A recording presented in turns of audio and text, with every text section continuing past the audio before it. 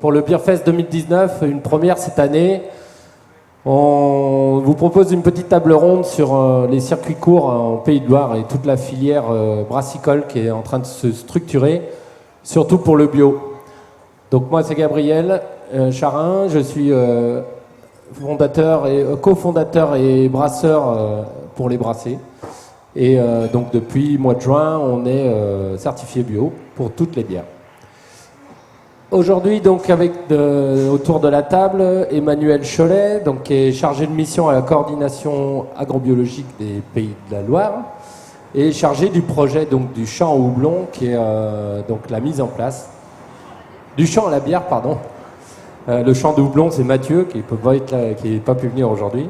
Et donc, du champ à la bière, qui est la structuration donc, de la filière bio en Pays de Loire. À côté, Guillaume Calvignac, qui est conseiller agronomie et production végétale à la Chambre d'agriculture. Il est chargé de suivre les houblonnières en Pays de Loire et donc de veiller à ce que les houblonnières croissent et surtout qu'il y ait des rendements intéressants et que répondent à la demande des brasseurs. Johan Francheteau, qui est agriculteur donc à côté de la Planche, qui fait partie qui est président même de la coopérative agricole de l'avenir à la Planche, et donc qui va nous expliquer pourquoi il a décidé de planter de l'orge brassicole. Lucien Bonneau, qui est néo-houblonnier à la Chapelle-Basse-Mer, qui était aussi travaillait pour la brasserie Trompe-Souris, et qui va nous expliquer ce que c'est que le houblon et pourquoi il a décidé d'en planter. Laurent Charrier, qui est associé fondateur de la Malterie de l'Ouest, donc toute nouvelle malterie qui a à peine débuté ou qui commence tout juste ses premiers maltes, et donc dans le 79, et voilà, le 16, pardon, ok, donc à côté de Niort, on va dire à côté de Niort. Voilà, sud de Niort, et donc qui va expliquer pourquoi la malterie et qu'est-ce qui l'a motivé à faire ça.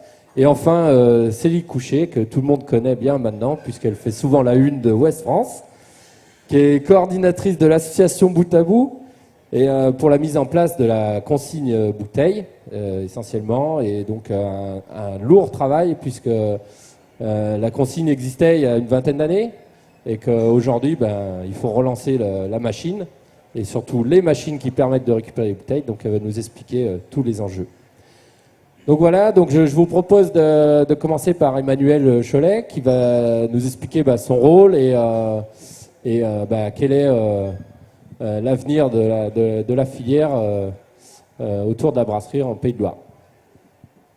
Merci. Bonjour à tout le monde. Emmanuel Cholet, donc Gaby m'a présenté. Je travaille pour la coordination agrobiologique des Pays de Loire. En fait, la CAP Pays de Loire fait partie d'un réseau national qui est la Fédération nationale d'agriculture biologique, et on a aussi des groupements départementaux d'agriculteurs bio ici dans les 5 départements des Pays de Loire. Notre réseau travaille deux grandes missions. Je fais rapide, mais c'est pour que vous compreniez pourquoi je suis là. On défend les droits des agriculteurs bio et on développe l'agriculture biologique sur le territoire, notamment à partir d'accompagnement technique des producteurs, de travail avec les collectivités territoriales pour la restauration collective où on puisse mettre des menus en bio, et on structure aussi, où on aide à la structuration de filières. Et donc, en ce qui concerne effectivement la filière orge et houblon bio en Pays de Loire, on a, il y a un peu plus de 2 ans, mené une étude sur les possibilités pour les brasseurs de relocaliser ou de s'approvisionner en malt et houblon bio en Pays de Loire.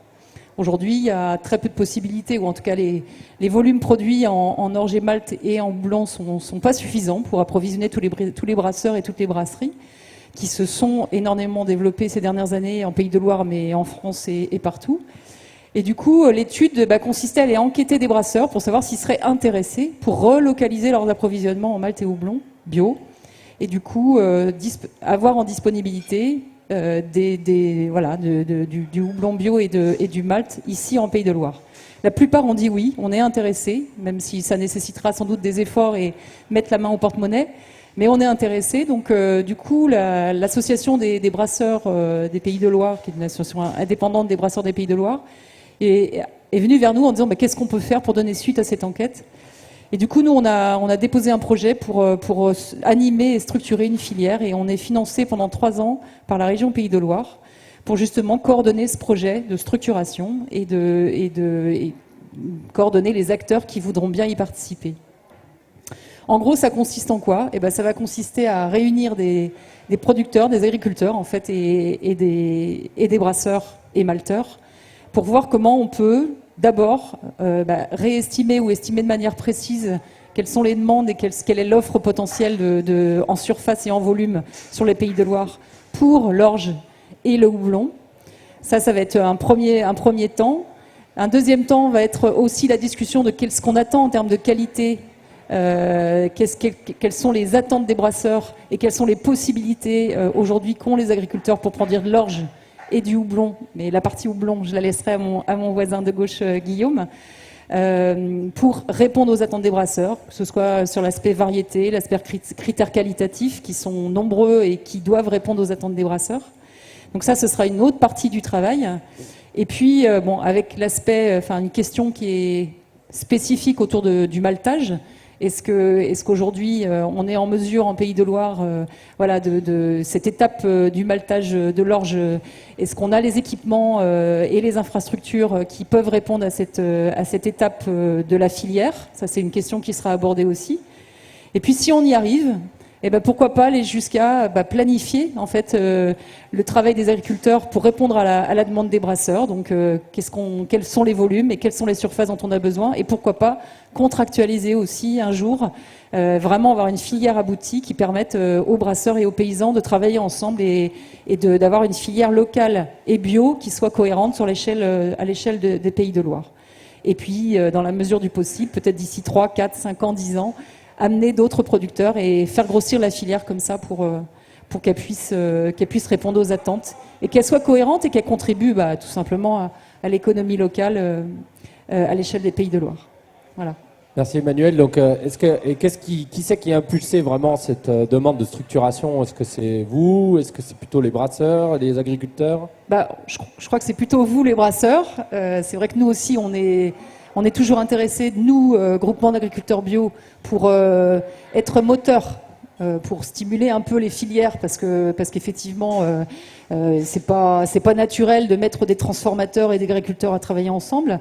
Mais c'est vrai que les deux, d'un commun accord, on s'est dit, il y a eu 2 ou 3 brasseurs qui sont plus moteurs, toujours, mais nous, la CAB, effectivement, on s'est dit, allez, il faut qu'on y aille. On essaie auprès de la région Pays de Loire d'avoir un financement pour, en fait, financer mon temps de travail. C'est vraiment, concrètement, c'est ça. Et donc c'est un peu les deux, mais c'est vrai que la CAB a été pas mal moteur dans le projet. Et est-ce qu'avant de lancer vraiment, c'est tout nouveau, on est en train de démarrer cette structuration, mais est-ce qu'il y avait déjà des agriculteurs qui cultivaient de l'orge bio, de l'orge pour la brasserie, ou du blé, ou d'autres céréales pour la brasserie? Alors c'est bien ce que tu me dis, là j'ai mis des petits papiers au bout du banc. En fait, la semaine prochaine, vendredi matin, on fait une première rencontre régionale justement entre des brasseurs et des paysans. Et du coup, ça se passe à la fabrique des bières d'Anjou, à la Piautre, en Maine-et-Loire, là où effectivement, il y a, la fabrique des bières d'Anjou a un appro local avec un GAEC, le GAEC Pachamama en Maine-et-Loire, qui produit de l'orge et qui le fournit directement à la Piautre, en fait, qui a, elle, une micro-malterie, qui a son propre équipement de malterie. Et du coup, oui, il y a des expérimentations, il y a de l'exemplarité, il faut qu'on s'en inspire.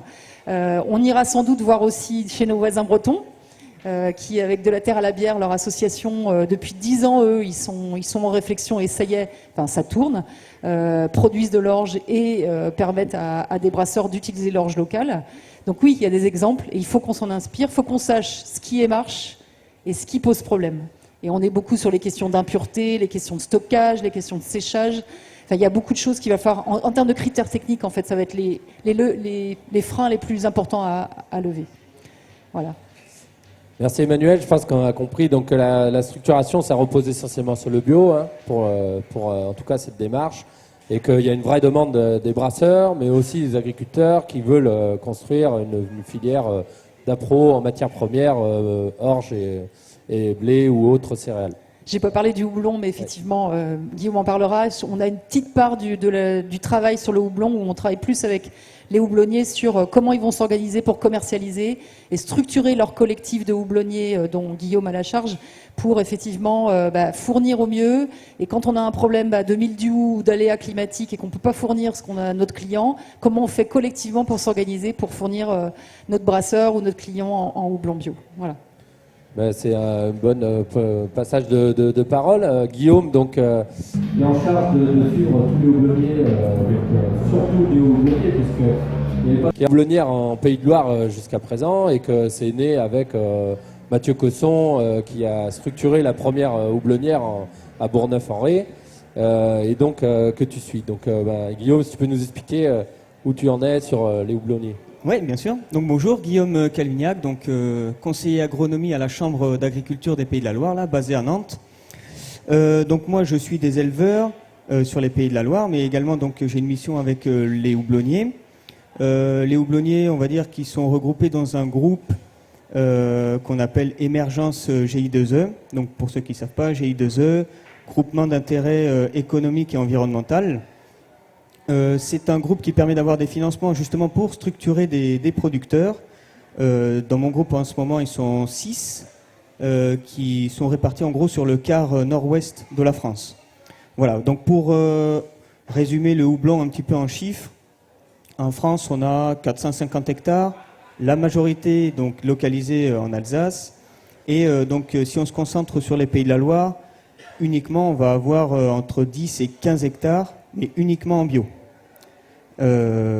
Voilà, donc Gabriel l'a dit. Sur les Pays de la Loire, il y a un seul producteur, donc c'est Mathieu Cosson, donc qui fait vraiment que de la production de houblon. Les autres houblonnières sont chez des brasseurs, donc ils ont la double activité de producteur et brasseur. Que rajouter de plus ? Si sur l'activité qu'on a fait, donc moi mon but c'est d'animer ce groupe-là des 6 producteurs et pour trouver des références locales et structurer un petit peu le groupe. Donc là je vous ai mis devant, vous voyez le panneau qu'il y a devant qui résume un petit peu toutes les activités qu'on a fait sur une année. Donc il y a eu des visites de brasserie, on a fait une visite en laboratoire aussi qui a été très intéressante sur les analyses d'acide alpha, comment les houblons étaient analysés. On a fait aussi des essais de protection maladie, donc notamment sur le mildiou avec des levures. Et on a conclu un petit peu cette année-là par un voyage en Belgique sur 3 jours où on est allé rencontrer des producteurs de houblon belge pour discuter avec eux sur la technique, leur approche et leur relation aussi avec les brasseurs dans le pays. Voilà. Et donc, si on t'écoute, on sent aussi que le houblon, tu parles de maladies, tu parles de... il y a forcément un impact aussi du climat. Quels sont les résultats aujourd'hui par rapport à ton suivi sur la qualité du houblon qui est récolté, les rendements? Est-ce que c'est plutôt positif, c'est plutôt encourageant pour l'avenir du houblon en Pays de Loire? Alors cette année on a testé une levure qui combattait un petit peu, qui limitait le mildiou. Alors ça n'a pas été une année forcément à mildiou, donc ces résultats sont peut-être pas forcément significatifs aujourd'hui. D'autres expérimentations vont être mises en place, notamment sur les couverts, d'autres protections aussi d'autres maladies. Alors ça me permet d'enchaîner sur les perspectives aussi. Il y a un lycée à Rennes qui va ouvrir potentiellement une houblonnière pour faire des expérimentations. Donc là, c'est vrai qu'on pourra mettre aussi en place des expés cadrés et avec vraiment un thème précis de production. Sur les houblonniers cette année, au niveau des rendements, je pense qu'ils ont subi un petit peu la sécheresse aussi du mois de juin, surtout juin-juillet. J'ai pas plus de retour en termes de chiffres. Voilà. Ok. Et tu parlais d'analyse en laboratoire, parce que un houblonnier aujourd'hui, il peut pas commercialiser son houblon comme il veut. Enfin, il y a un encadrement. Tu peux nous expliquer un petit peu en quoi repose, comment il a le droit de nous vendre à nous brasseurs du houblon? Oui. Alors, il est obligé de faire certifier son houblon, c'est-à-dire que à travers des analyses de labo, le houblon doit être certifié dans le sens où il n'y a pas de maladie, il n'y a pas d'impureté, et c'est un labo qui fait ces analyses. Alors, dans les Pays de la Loire, il n'y en a qu'un qui fait ça, à ma connaissance, c'est celui de Valette, qu'on est allé visiter d'ailleurs. On a des pistes aussi de recherche avec eux sur notamment créer des cartes d'identité du houblon, qui serait pour faire un petit peu prendre l'empreinte un petit peu terroir du houblon. C'est-à-dire que chaque variété aurait potentiellement une expression d'acide alpha différente sur des terres qui sont pas situées sur le même terroir. Un peu le même principe que le cépage avec la vigne. Voilà. Ok, et dernière question, qu'est-ce qui a motivé la Chambre d'agriculture pour aller suivre les houblonniers? Parce que aujourd'hui, si on se réfère au nombre d'hectares plantés en Pays de la Loire, ça représente quand même une goutte d'eau parmi les surfaces cultivées. Donc, est-ce que c'est pour dynamiser la filière? Est-ce que c'est vraiment pour renforcer le nombre de houblonnières ou pour pas non plus partir sur des houblons qui sont pas adaptés au climat, par exemple? Alors au début, c'était pour suivre une houblonnière spécifique. Et en fait, en voulant développer, en cherchant, j'ai remarqué qu'il y avait plusieurs houblonnières, mais qu'il n'y avait aucune référence sur le nord-ouest de la France. Donc la Chambre d'agriculture a bien voulu me laisser du temps, et puis à travers le projet d'émergence GI2E aussi un petit peu de financement pour développer ces références. Et on voit bien aujourd'hui que c'est une filière aussi un petit peu d'avenir, parce que au point installation, on en discute de plus en plus avec mes collègues. De nombreux projets de houblonnières arrivent à la Chambre d'agriculture. Alors aujourd'hui, on a encore très peu de références, donc on a peu de moyens pour les accompagner, mais justement, ça va servir à créer des références, ce réseau-là, et à ensuite aider aussi les néo-houblonniers qui veulent s'installer plus tard, quoi. Très bien, merci Guillaume. Donc là, on a fait un petit point sur la manière dont va être encadrée un petit peu cette filière, donc avec Emmanuel sur l'ensemble et puis Guillaume plus spécialisé dans le houblon. C'est bien d'avoir un cadre, mais maintenant il faut des gens pour produire aussi. Donc là, je me retourne vers Johan qui a décidé, donc à la planche, avec la coopérative de l'avenir, de planter de l'orge de brasserie. Donc, voilà. Donc bonjour, Johan Franchot. Donc la planche, une demi-heure de Nantes. Donc j'ai un peu la double étiquette. Je suis agriculteur et donc président d'une petite coopérative, coopérative de 80 adhérents. Donc ça reste très familial. Et du coup, on a rencontré les malteurs au mois de juin 2019. Et on s'est lancé un peu dans le semis d'orge.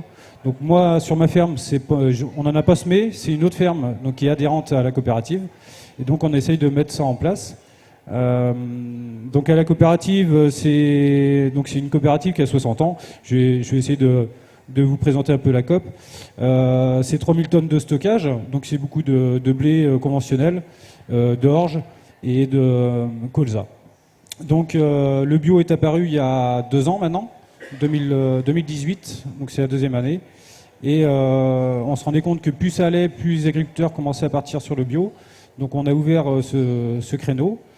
Et donc du coup pour garder ces adhérents et aussi valoriser pour valoriser leur travail, les créneaux style l'orge de brasserie pouvaient être intéressants. Et donc on a plusieurs fermes qui sont sur le coup aujourd'hui. Voilà. Et donc qu'est-ce qui a impulsé ça? Pourquoi décider de planter de l'orge de brasserie? Est-ce qu'il y a déjà qui cultivaient de l'orge de brasserie ou c'était vraiment un nouveau marché, une dynamique pour répondre à une demande locale? Voilà, qu'est-ce qui a stimulé ça? Déjà on sème l'orge, on la plante pas. Moi je viens du milieu viticole et on plante de la vigne. Et on plante du houblon, mais on sème. Voilà, on sème de l'orge. Ouais. Semer de l'orge, c'est des choses qu'on sait faire nous. Semer de blé, semer de l'orge, c'est des choses qu'on sait déjà faire depuis très longtemps. Là où c'est intéressant, c'est c'est un nouveau marché. Donc économiquement, pour les agriculteurs qui le font, ça peut être intéressant. Et c'est aussi le fait de savoir qu'on puisse avoir de la bière avec nos propres produits de chez nous, qui est de la bière qui se trouve à côté, ça peut être, c'est vachement, enfin, c'est comment dire, c'est très enrichissant pour nous, quoi. Parce que souvent on sème du blé, il s'en va dans le sud de la France, ou il s'en va en Espagne, ou il s'en va. Le blé, on ne sait jamais ce qu'il devient. Donc là, c'est le fait de retravailler en circuit court avec nos céréales. C'est très enrichissant pour nous. Voilà. Et donc, on note vraiment l'envie de travailler avec le local, de renforcer cette filière, mais je suppose qu'il y a des contraintes quand on fait de l'orge de brasserie qui sont un peu plus fortes que quand on fait de l'orge fourragère, par exemple. Oui. Alors les contraintes, c'est donc déjà c'était nous techniquement avec les brasseurs, on a discuté, c'était un jargon qu'on connaissait pas du tout la fois qu'on s'est rencontrés avec les deux rangs ou les 6 rangs. Donc on a appris à connaître ça au niveau de l'orge. Maintenant, c'est de savoir quelle variété on va pouvoir implanter dans nos terres. C'est-à-dire que les terres, déjà, on n'a pas tous les mêmes terres, déjà, même au sein de nos exploitations. Alors maintenant, c'est quelle variété va pouvoir correspondre à tel terroir. Et je suppose qu'après, l'orge n'aura pas forcément non plus le même goût par rapport au terroir existant. Donc là, avec la difficulté, c'est de savoir quelle variété on va pouvoir mettre dans telle et telle parcelle. Donc ça va demander peut-être un petit peu de temps pour le savoir. On sent bien qu'on est au début de la structure Ouais. et qu'il va falloir faire pas mal d'essais, un peu de la même C'est ça, manière ouais. qu'on a dans le houblon depuis 4 ans maintenant, et que les retours, on est dans l'agricole et on n'est pas comme en brasserie où on prend de l'orge, on l'essaye, on fait un brassin, et puis ça. si c'est bon, on continue. Voilà. Nous, une orge, ça demande 1 an avant de pousser, donc oui, ça demande un peu de temps pour trouver les bonnes variétés, pour trouver la technique culturelle aussi, hein, parce qu'on se réadapte le produit et on se dit faut telle spécificité au niveau de l'orge, donc ça va demander un petit peu de temps. Ouais. Mais justement, c'est ce qui donne le plaisir aussi de le faire. Ok, donc cette année, juste un chiffre pour en nombre d'hectares et le nombre de tonnes susceptibles de sortir des champs cette année. Alors au début, on était parti sur 7 hectares et en fait finalement, 2 fermes vont en semer, donc on va partir sur 17 hectares. Donc de l'ordre en bio, on peut estimer à 2 tonnes hectare. Donc je vous laisse le calcul, ça va faire une quarantaine de tonnes, une petite quarantaine. Donc voilà. Et j'espère l'année prochaine qu'on arrivera à mettre d'autres surfaces en place pour continuer. Très bien, on a hâte en tant que brasseur de découvrir cette orge locale. Et donc après, l'orge, ok, maintenant il faut du houblon, on a parlé tout à l'heure. Lucien, toi tu travaillais donc dans une brasserie, en fait, tu as fait une formation dans une brasserie à Trompe-Souris. Oui, c'est ça. Ouais. Donc, bonjour, Lucien Bonneau. Donc, oui, j'ai été embauché par la brasserie Trompe-Souris. À la base, c'était en alternance pour ma licence pro agronomie et agriculture, avec le projet donc de mettre en place une houblonnière sur la brasserie. C'était vraiment une volonté de la brasserie. Déjà, premièrement, pour à terme avoir plus un contrôle sur notre houblon, parce qu'en tant que brasseur, on sait que des fois c'est difficile d'arriver à trouver le houblon qu'on souhaite, surtout en houblon bio. Donc d'avoir déjà nous produire notre houblon, une sécurité, petit à petit une autonomie. On n'aura jamais une autonomie totale, mais déjà de garantir une sécurité, c'est un des objectifs. Également aussi, c'est d'un point de vue de communication. À la brasserie, on organise beaucoup de visites de la brasserie pour faire découvrir au grand public comment marche une brasserie. Et en fait, on parlait de la bière, présenter les matières premières. On n'avait vraiment aucun outil non plus pour présenter ces matières premières. Donc cette houblonnière, ça permet aussi de présenter au grand public comment tout ça fonctionne. Pour l'instant, c'est une toute petite parcelle, on est sur 2500 m². C'est vraiment une parcelle test pour se rendre compte en fait du temps à passer pour le travail, quelles sont les contraintes. Puis ça nous permet aussi de faire des erreurs pour pouvoir corriger pour de prochaines houblonnières. Donc à terme, nous ce qu'on aimerait bien sur les futures années à venir, c'est d'implanter de nouvelles houblonnières pour arriver à peu près à une surface de 3-4 hectares. Donc on est dans une approche culturale biologique. On n'est pas encore certifié bio car c'est les anciennes terres maraîchères. Donc il faut attendre quelques années pour que la certification puisse être garantie. On a planté c'est ça, 3 variétés, du Cascade, Erzbrücker et du Feugels. On a choisi ces variétés car c'est des variétés que nous on utilise dans nos recettes. Et c'est aussi des variétés qui s'acclimatent plutôt bien au territoire de l'ouest de l'Europe. Donc c'est pour ça qu'on a choisi ces variétés-là. Très bien. Et alors, qu'est-ce qui t'a motivé à aller planter du houblon? Parce que quand on est brasseur, on est un peu dans un confort. On a un toit, c'est assez chaud dans la brasserie, on maîtrise nos matières premières. Là, tu t'aventures quand même dans la culture d'une plante qui est fragile, qui craint les maladies, qui demande du temps pour que ça produise. Enfin, voilà, qu'est-ce qui t'a motivé à partir là-dedans, quoi? Bah, c'est vrai que c'est vraiment un métier totalement différent de brasseur. Et en fait, c'est voilà, mon rôle dans l'entreprise, c'est d'avant tout travailler sur cette houblonnière. Je suis avant tout houblonnier. Si besoin est, je donne des coups de main aussi en brasserie. Mais c'est vraiment moi d'être concentré sur la houblonnière. Ça peut être difficile pour un brasseur qui a été formé sur c'est pas le même métier. Donc d'avoir une personne embauchée sur la partie houblon, c'est un avantage et c'est mieux en fait, je pense. Après, moi j'ai été pris du coup pour c'était une alternance. Maintenant, vu qu'on voit que ça a à peu près bien marché et que on aimerait bien continuer dans ce projet-là, donc moi j'ai été embauché par la suite là pour continuer à gérer toutes ces houblonnières. Très bien. Et est-ce que la suite de l'histoire, puisque vous voulez présenter l'ensemble des matières premières à vos clients, est-ce que la suite de l'histoire c'est l'orge et la malterie, ou est-ce que c'est pour l'instant concentré sur le houblon? Non, on va rester sur le houblon parce que déjà c'est un peu la contrainte du territoire.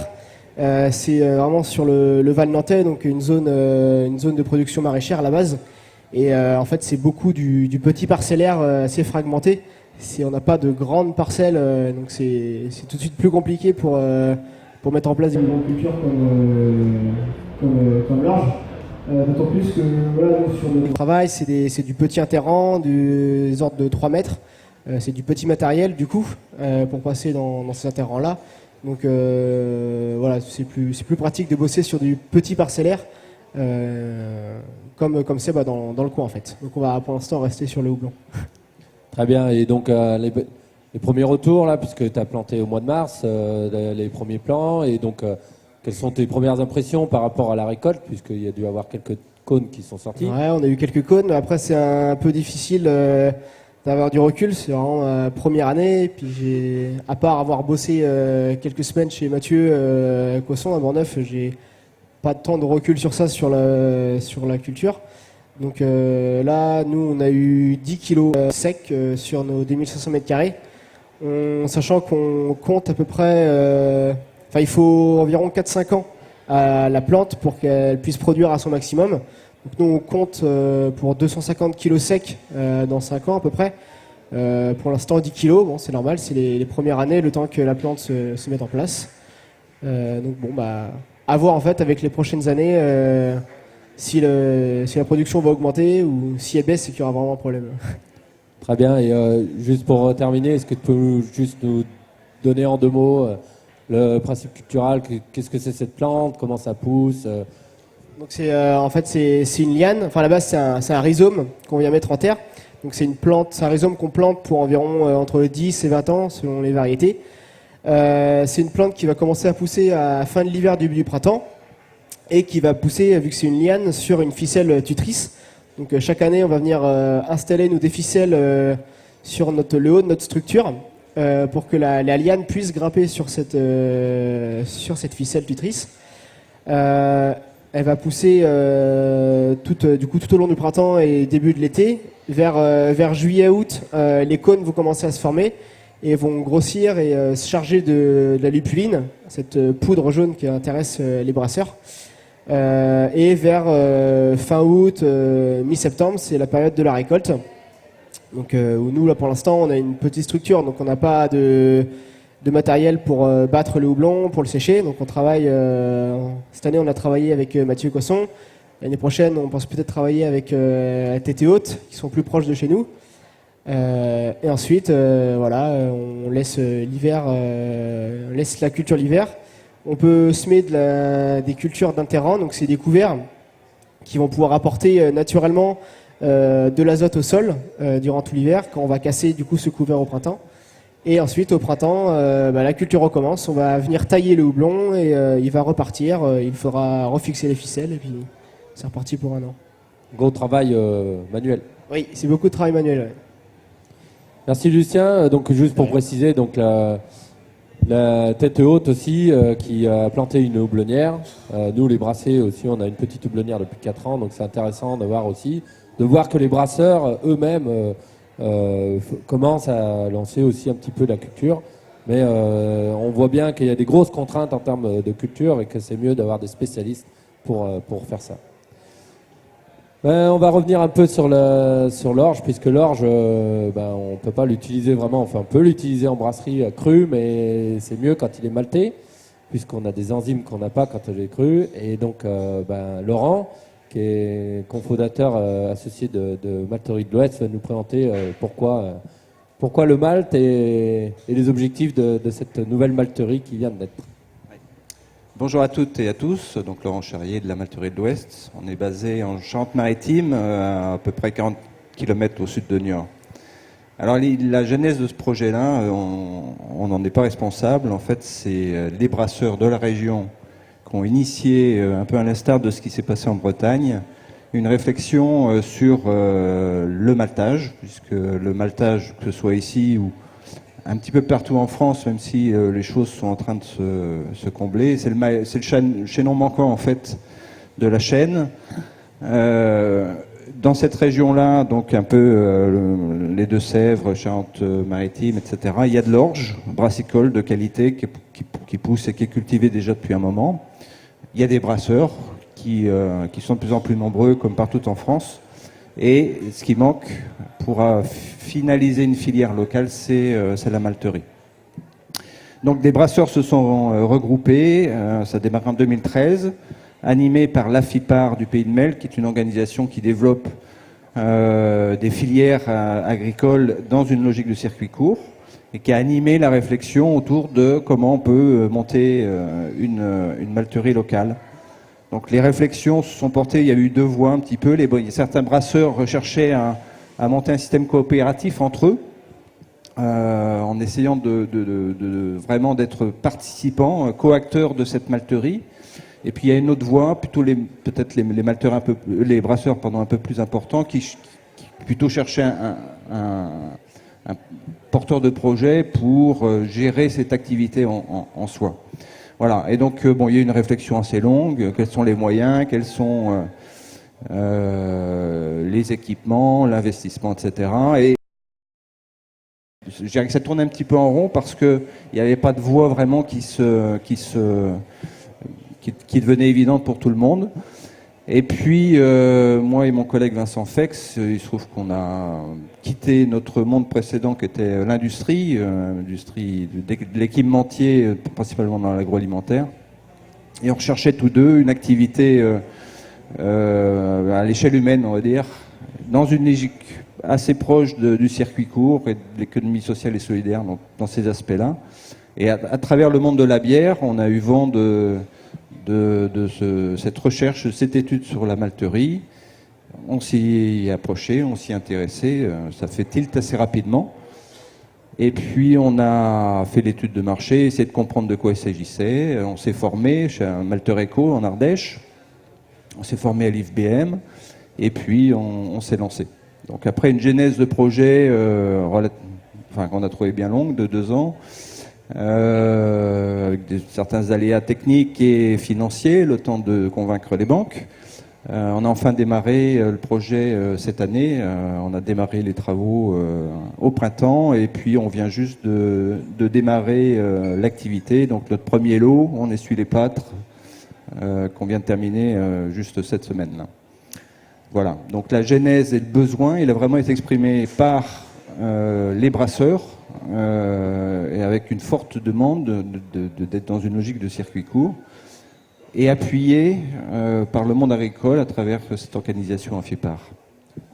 Très bien, merci Laurent. Mais tu parles des banques, c'est vrai que c'est pas facile de monter un projet comme ça, parce que quand on va voir un banquier, qu'on lui dit je veux monter une malterie, il doit falloir commencer par lui expliquer ce qu'est une malterie. Oui. Alors on leur explique. La grosse difficulté de ces... alors, très souvent, quand les banquiers de terrain qu'on a rencontrés, on n'avait pas trop de mal à les convaincre. Dès qu'on passait l'étage supérieur, ça d'aller montrer notre plan financier à des gens qui vont regarder que les chiffres, ils n'ont aucun référentiel. Il y a très peu de malteries artisanales en France. La plus proche de la nôtre en termes de taille et puis de philosophie, c'est celle d'Hervé Lamoureux en Bretagne, près de Vannes. Les autres étaient sur un modèle un petit peu différent, un peu plus artisanal encore que nous. Et le problème des financiers au niveau des banques, c'est qu'ils n'ont aucune visibilité, aucun référentiel. Voilà. Si demain j'ouvrais une boucherie, ils ont plein de bilans de bouchers, ils sont capables de nous dire si on va y aller ou pas y aller. Et là, non, c'était une affaire de conviction. Et la conviction, elle est venue parce que quand même, il y a un essor de la brasserie artisanale très important.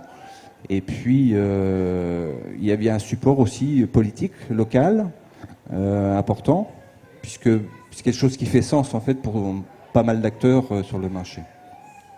Très bien. Et qui dit malt dit céréales.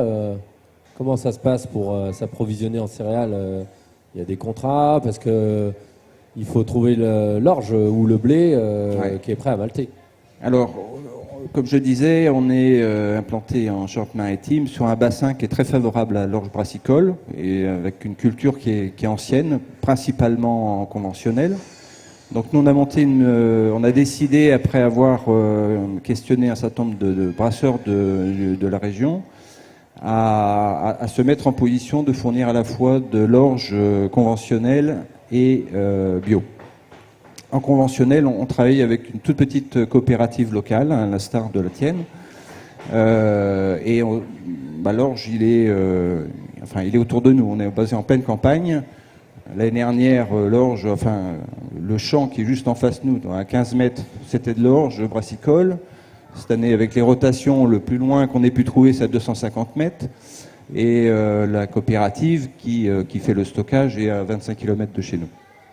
Conventionnel, pas de souci, c'est une orge de bonne qualité, une orge de printemps. En bio, c'est un petit peu plus difficile parce que la filière est en train de se développer et on travaille avec une organisation qui s'est montée cette année, qui est un GIE de plusieurs petites coopératives locales et avec un territoire en termes d'approvisionnement qui est un petit peu plus large. En conventionnel, c'est vraiment à côté de chez nous. Là, pour ce qui est de local, c'est local. Et à bio, on est sur un territoire où on va aller jusqu'en Charente. On va aller sur les Deux-Sèvres, on va aller sur Charente-Maritime. On est un petit peu plus large. Et c'est une nouvelle organisation qui s'appelle Akita Bio. Très bien. Et c'est pas trop contraignant d'avoir les deux, le bio et le conventionnel, par rapport à la machinerie, tout ça? Si, si, en fait, on aurait préféré, on va dire par conviction personnelle, faire du 100% bio. Non, mais on s'est aussi rapproché du marché et des brasseurs. Donc quand on les a questionnés pour des questions de prix ou également de conviction, on avait vraiment 50% de réponses bio, 50% de conventionnel. Donc on a fait le choix dans un premier temps d'essayer de répondre à ces deux types de besoins, avec une forte contrainte effectivement, parce que quand on va passer d'un lot de production bio à un lot de production conventionnel, enfin plutôt l'inverse d'ailleurs, il va nous falloir avoir tout un protocole on a fait une formation aussi sur le bio et on fera la démarche de certification. Mais il y a toute une démarche et un protocole important de nettoyage de l'ensemble des équipements qui concourent à la réalisation du malt de façon à contaminer entre guillemets le moins possible le bio par les traces de conventionnel qu'il peut y avoir dans les équipements. Donc c'est assez contraignant, ça prend beaucoup de temps. Bon, après, c'est affaire d'organisation et c'est des choses qui sont faisables.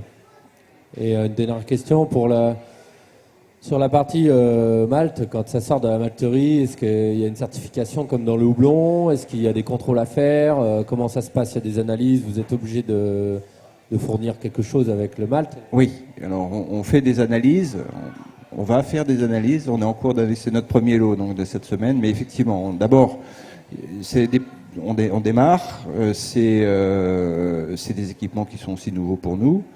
Alors on a choisi d'investir de manière assez importante sur les équipements pour avoir la meilleure maîtrise possible du processus complet de maltage. Mais néanmoins, à chaque fois qu'on va faire un lot, on va faire une analyse pour savoir où on en est sur l'ensemble des paramètres qui constituent l'efficience, l'efficacité d'un malt, sur son pouvoir enzymatique, sur l'extrait, sur l'aspect sanitaire également. C'est bien, merci Laurent pour cette intervention. Donc on voit bien qu'Emmanuel, il y a un peu de boulot pour aller trouver des agriculteurs pour envoyer des céréales dans les malteries. Et puis voilà, je pense que les 40 tonnes de l'année prochaine vont pas suffire, on espère. Donc là, on a fait un peu le tour des matières premières, de houblon. Bon, on rappelle quand même qu'il y a beaucoup d'eau aussi dans la bière, mais bon, ça, l'eau, on en trouve assez facilement en Pays de Loire. Et nous, Brassard, ça nous permet de faire le produit bière. Et puis ensuite, il faut le conditionner. Donc là, on rentre dans une autre affaire. C'est dans quoi on conditionne la bière et qu'est-ce qu'on fait de l'emballage qui va contenir cette bière. Donc là, Célie est armée pour nous répondre, puisque ça fait combien, 2 ans, 3 ans? Presque 3 ans que Bout à Bout a été créé. Et donc, elle va nous expliquer comment c'est simple de relancer la consigne dans notre territoire. Facile. Bonjour, donc Célie Couchet, je suis la fondatrice de Bout à Bout, qui est née environ, on va dire, fin 2016, dans le but de développer une filière de consigne pour réemploi des bouteilles en Pays de la Loire. Donc pourquoi faire de la consigne alors qu'on a déjà le recyclage? En fait, le recyclage, ça demande beaucoup d'énergie parce qu'il faut fondre le verre à 1500 degrés pendant 24 heures pour fabriquer de nouvelles bouteilles. Donc ça demande beaucoup d'énergie, c'est très émetteur en gaz à effet de serre. Et pour donner un ordre de comparaison, le réemploi des bouteilles par rapport au recyclage, c'est 76% d'énergie en moins et près de 80% d'émissions de gaz à effet de serre en moins. Donc c'est assez significatif.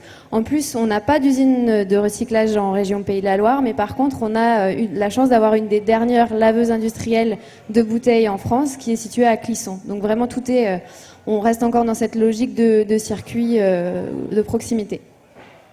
Voilà, donc ça c'est la genèse du projet. On peut dire en ce moment les politiques s'emparent un petit peu de cette histoire de consigne, parce que le Sénat, l'Assemblée débattent pas mal aujourd'hui sur le plastique, mais aussi le verre, quoi. Oui, il y a un projet de loi économie circulaire en ce moment qui vient de passer par le Sénat et qui va ensuite aller dans les mains des députés. Le Sénat a rejeté le principe de consigne pour recyclage parce qu'il y avait une sorte de confusion récemment entre la consigne pour recyclage et la consigne pour réemploi. Dans l'imaginaire collectif, la consigne, c'est forcément associé au réemploi et notamment des bouteilles en verre, mais on peut aussi utiliser le principe de la consigne, c'est-à-dire l'avance et le retour monétaire, pour améliorer les taux de recyclage. Donc, c'est-à-dire que les gens vont rapporter leurs bouteilles plastiques, récupérer une petite pièce, et du coup, ça va permettre d'améliorer ce taux-là. Et les sénateurs ont décidé qu'on n'aurait pas de consigne pour recyclage, parce que ça favorise en quelque sorte le plastique. Et en plus, ça crée une confusion chez les consommateurs, quoi.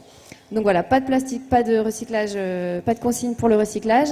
Et donc le texte, pour l'instant tel qu'il est, met en avant le réemploi. Donc il y a des mesures qui sont indiquées pour favoriser le réemploi des bouteilles. Mais par contre, il n'y a pas d'objectif chiffré à ce jour. Donc voilà, donc pour l'instant c'est un peu mou, quoi. Donc on verra ce que ça va donner ensuite. Il y a pas mal de lobbying là en coulisses avec des associations environnementales, mais aussi des verriers de l'autre côté. Donc on en saura plus en novembre.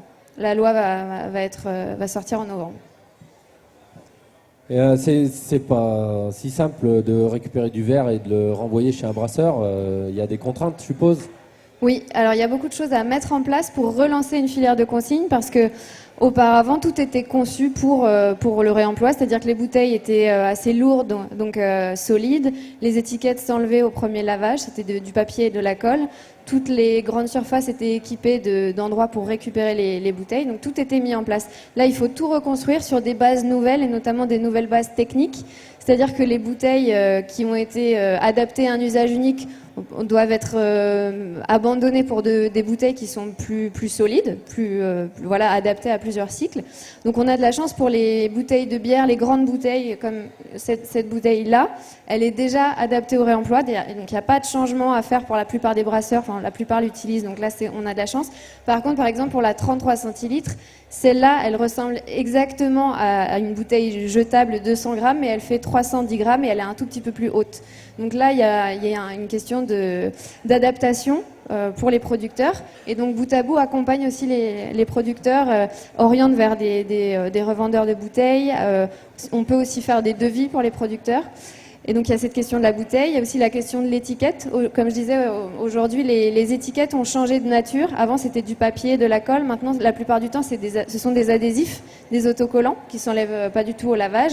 Donc on a la chance d'avoir un nouveau type d'étiquette qu'on appelle hydrosoluble, donc qui est conçu pour s'enlever au lavage, mais par contre il y a certaines contraintes à respecter, notamment le stockage à l'abri.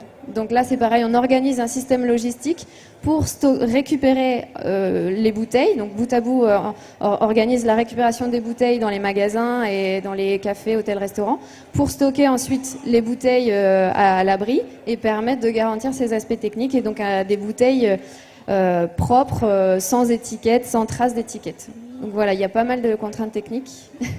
Et donc, c'est quoi le périmètre d'action là de Bout à Bout C'est Atlantique, Pays de Loire Pays de Loire. Là, on est vraiment sur une filière régionale qui permet aussi de massifier suffisamment pour viabiliser la filière. Donc c'est tout ce qui est produit et consommé en Pays de la Loire. Après, je suis aussi secrétaire du réseau national consigne et on travaille ensemble à l'uniformisation des standards de bouteilles, donc avoir une gamme standardisée de bouteilles pour que chaque région puisse récupérer les bouteilles provenant d'autres régions et les réutiliser sur place.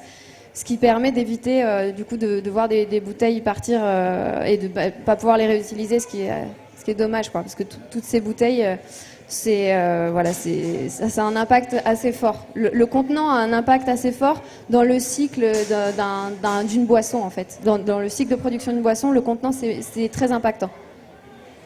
C'est intéressant, mais on entend tout et son contraire autour de la consigne, puisque chacun y va. Vous avez un lobbying consigne, mais aussi un lobbying verre recyclable, verrier. Et bien sûr, on entend le verre est retraité à 90% ou 85%, enfin je ne sais plus les chiffres exacts. On voit qu'on entend parler aussi de la Belgique qui parle d'arrêter partiellement la consigne. Enfin, il y a beaucoup d'échos sur. Il y a l'Allemagne qui pratique à 100% la consigne, d'autres pays qui ont abandonné, d'autres qui sont mixtes. La Belgique, ils ont un peu les deux systèmes. C'est quoi c'est dur d'avoir le vrai du faux, mais qu'est-ce que vraiment justifie la consigne aujourd'hui ? C'est l'intérêt environnemental. Aujourd'hui, en Europe, il y a plus de pays qui pratiquent la consigne que de pays qui l'ont arrêtée. Et dans le monde, c'est pareil. On a encore toute l'Asie, l'Amérique latine et l'Afrique qui réutilisent leurs bouteilles parce que c'est plus économique et c'est juste plus logique, en fait. Donc après, c'est vrai on a aussi des pays où c'est en train de perdre du terrain. J'avais pas entendu pour la Belgique, mais pourquoi pas, c'est en fait, possible. La Belgique, les brasseurs, enfin surtout ce qui concerne les brasseurs, mais parce que la Belgique exporte énormément de bière. Oui. Et dans certains pays, ils récupèrent. Donc il y a des bouteilles qui sont jetables et des bouteilles quand ça part de la brasserie. Et des fois, ils ont sur les lignes des bouteilles qui sont supposées être jetables, qui reviennent sur les lignes pour être lavées. Et donc, quand une bouteille non réutilisable passe sur une ligne de lavage, en général, elle casse. Pas forcément au lavage, mais à l'embouteillage. Et c'est encore plus problématique parce que du coup, ça embête le brasseur.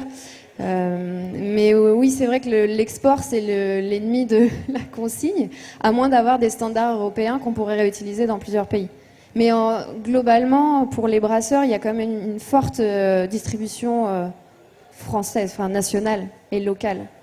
C'est plus compliqué pour le vin, par exemple, où certains producteurs ont jusqu'à 80% d'export. Donc là, c'est compliqué de récupérer les bouteilles. Donc généralement, il y a le stock qui est vendu en local, qui est en bouteilles réutilisables, et le stock qui est, voilà, il sépare l'export du stock qui est vendu en local, pardon. Très bien. Et ça, je me fais un peu l'avocat du diable, mais c'est pour aussi aller titiller, chercher. Il y a aussi une contrainte en brasserie, c'est la qualité du lavage. C'est-à-dire, on sait que la bière est sensible, fragile. Oui. Elle peut s'infecter assez vite puisqu'on a du sucre et on a voilà. Comment tu garantis au brasseur que derrière la bouteille elle est clean, quoi? Il y a des tests qui sont faits régulièrement, du coup des analyses bactériologiques en sortie lavage, et on a un cahier des charges du coup avec les producteurs, et dans le cahier des charges il est indiqué que le laveur garantit l'asepsie en sortie lavage.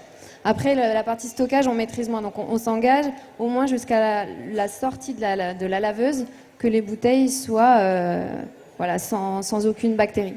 Et donc tu ramènes les bouteilles directement sur le brasseur ou c'est lui qui vient les récupérer? Il y a une livraison. En fait, dans le système, on appelle ça le système clé en main. Donc il a pour objectif de décharger les producteurs de la logistique de la consigne en mettant en place un système de collecte dans les différents magasins. Donc généralement la collecte est faite par des distributeurs grossistes en boissons ou des structures d'insertion. Donc on essaye de passer le plus possible par des structures d'insertion pour garder cet aspect éthique et vraiment économie sociale et solidaire. Et donc ces structures les rapportent sur leur site où elles sont massifiées. Et quand on a 6000 bouteilles, ça part au lavage. Et ensuite les bouteilles sont relivrées chez les producteurs. Donc le producteur achète des bouteilles lavées comme s'il achetait des bouteilles neuves. Johan, tu voulais intervenir? Oui. Juste deux petites questions en fait. Oui. Comment sait-on que la bouteille est consignée? C'est juste le poids qui fait que... On a des... Ça nous amène sur les questions des communications qui sont assez importantes. L'idée, c'est de vraiment communiquer auprès des consommateurs quelles bouteilles sont consignées, pourquoi on ne peut pas ramener toutes les bouteilles, etc. Donc on a un picto comme ça qui apparaît sur les étiquettes, merci, sur les étiquettes des brasseurs partenaires. Ici, on en voit un, par exemple, sur cette bouteille. Bon, vous ne voyez pas d'ici, mais... Vous pourrez voir tout à l'heure, et ça correspond à ce picto-là qui est sur l'étiquette.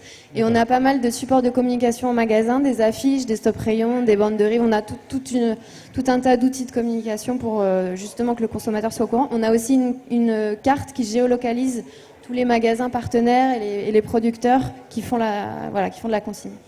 D'accord. Et deuxième question, quand on parle de justement circuit court, est-ce que les laveries directement chez les brasseurs a déjà été réfléchi ou c'était le cas dans les grandes brasseries qui étaient équipées. Enfin, certaines le sont encore. Hein, d'ailleurs, je pense par exemple, je pense à Cronenbourg. Enfin, toutes les les grandes brasseries avaient leurs laveuses en interne. Aujourd'hui, ce qui est compliqué, c'est que les laveuses de bouteilles disponibles sur le marché sont quand même de très grande taille. C'est compliqué d'en trouver des toutes petites, ou alors faut trouver de l'occasion. Mais après, encore faut-il que ce soit suffisamment performant pour enlever les étiquettes et garantir apporter des garanties bactériologiques. Donc c'est plutôt risqué. Et certains producteurs qui s'étaient lancés dans le lavage de bouteilles avec des machines d'occasion sont revenus en arrière pour repasser par un prestataire extérieur. C'est quand même une activité assez technique, le lavage de bouteilles, par rapport justement aux étiquettes. Et donc là, bout à bout, on en est où? Parce que toute seule, tu dois pas beaucoup dormir. On embauche, ça y est, on embauche là en CDI quelqu'un le 21 octobre, donc ce mois-ci. On a terminé l'étude de faisabilité régionale, donc là, l'idée c'était vraiment d'aller creuser le modèle économique et la pérennité de la filière, parce que c'est pas un modèle qui est facile. On est en concurrence avec des bouteilles jetables pas chères, clairement. Donc il fallait garantir cet aspect-là. Et donc là, on embauche pour repartir sur l'aspect démarchage des magasins, des producteurs, l'accompagnement.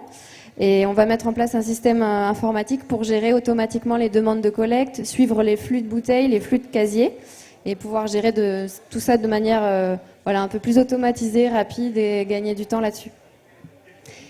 Et la région réagit comment là? Ah ben, on est soutenu par la région, par l'ADEME, par Citeo depuis peu. Citeo, c'est un éco-organisme qui gère la seconde vie des emballages. Et ouais, surtout il y a un vent porteur au niveau des consommateurs, et ça c'est important parce que ça nous aide vraiment à développer la filière et à bénéficier d'une écoute auprès de tous les acteurs qu'on va rencontrer ensuite. C'est ça qui pousse en fait et qui nous motive aussi. Il en faut de la motivation. Ouais. On voit que les enjeux sont grands. La filière va être quand même s'il y a un début de structure, on s'aperçoit qu'il y a encore beaucoup de travail à faire, d'aller recruter des agriculteurs, les malteries à mettre en route, les houblonniers à se développer, et puis derrière toute la fin de vie des contenants de bière, qui vont contenir. Et on parle aussi pas mal du fût en ce moment. Il y a beaucoup de débats là-dessus sur le fût en plastique qui est trop utilisé, qui est devenu l'outil le plus simple pour envoyer de la bière, notamment à l'export. Et ça va aussi poser des problèmes. Quel est ton regard là-dessus par rapport à ça ? C'est complètement anachronique de commencer à utiliser des fûts plastiques aujourd'hui alors qu'on est en train de lutter un peu partout contre la pollution plastique. C'est vrai que c'est pas facile aussi pour les brasseurs, notamment de petite taille, d'acquérir un parc de fûts inox qui sont assez coûteux, la laveuse de fûts, etc. Donc pour ça, on réfléchit justement à mettre en place une offre de lavage et de location de fûts inox. Et c'est un projet qu'on voudrait mettre en place avec les producteurs. Donc là, l'idée, c'est de créer dans l'association Bout à Bout un collège de producteurs qui va préfigurer ensuite une coopérative, mais déjà sous le format associatif, on va déjà lancer cette dynamique-là et commencer à travailler sur ce projet avec les producteurs pour s'adapter vraiment à leurs demandes. Est-ce qu'ils ont besoin de la location uniquement, du lavage uniquement, de quelle façon, comment on s'organise. C'est quelque chose, à mon avis, qui doit être travaillé en collectif en tenant compte des besoins des brasseurs. Donc voilà, c'est une des prochaines étapes. C'est une belle aventure qui commence encore. Je vous remercie pour l'intervention. Peut-être qu'il y a des questions des gens qui nous écoutent à propos de ce qu'on a dit. Si vous voulez poser quelques questions, c'est maintenant. Sinon, je remercie vraiment. Peut-être des questions entre vous aussi.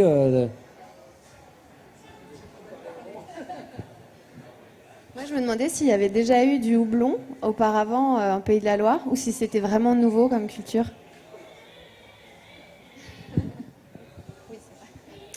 Tu veux peut-être répondre ? Non ? Alors, c'est Mathieu qui a commencé il y a 4 ans maintenant à planter du houblon, le premier. Mais historiquement, auparavant, il y avait apparemment de la culture du houblon. Voilà. Mais actuellement, c'est Mathieu qui, a 4 ans, a replanté les premiers plaies de houblon contemporain, on va dire. À savoir que le houblon, on l'en trouve en sauvage assez facilement autour de la Loire. Pratiquement tout le long de la Loire, on a du houblon sauvage qui pousse. Si tu vas te balader le long de la Loire, tu peux aller à Malakoff. Il y a des très beaux pieds de houblon qui poussent sur les rambardes sur le quai le long de Malakoff. Voilà. Mais je pense qu'on a fait un bon tour de la situation et on se donne rendez-vous dans quelques années pour faire un point en espérant donc Manuel, c'est combien de temps l'accompagnement, rappelle-nous? Là, actuellement, on est financé pour 3 ans, donc rendez-vous fin 2021 et fin 22, on va dire, pour le bilan un peu de ce qui aura été fait pendant 3 ans avec les brasseurs et les agriculteurs volontaires et les malteurs aussi volontaires, on espère. Donc vous pouvez venir la semaine prochaine à la Piautre. Bienvenue, tous ceux qui veulent participer à la structuration de la filière. Très bien. Vendredi 18 octobre, 9h30. Merci Emmanuel pour ces précisions. Et on se donne rendez-vous alors dans 3 ans pour le Beerfest 2022 pour faire un bilan de cet accompagnement et en espérant que d'ici là les choses auront évolué et que tout le monde aura trouvé sa place et que on pourra proposer au public des bières 100% locales et bio en l'occurrence. Merci à vous et puis bonne continuation.